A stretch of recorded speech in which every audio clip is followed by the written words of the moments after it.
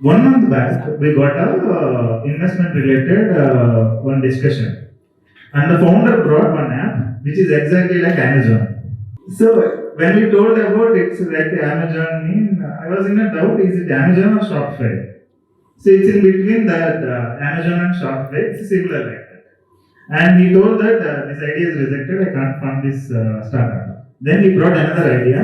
This is in between Ola and Uber.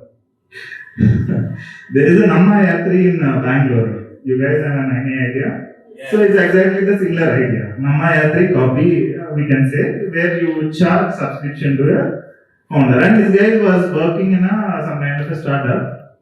And of course, these two people are different, but he's working in some corporate. He spent approximately 3 years on these two apps. 3 years with a lot of passion, with a lot of love, he created these two. And to launch a competitor app for Uber, how much money you require? Very, very difficult. It needs a huge funding. If I go and invest 1 or 2 crore in that, what will happen to my 1 crore? First of all, he is struggling. Now I and he both have to struggle in that to raise more funding. Because it needs at least some 20 to 30 crore in the worst case scenario. In the good scenario, some 100 CR funding it is required. Right?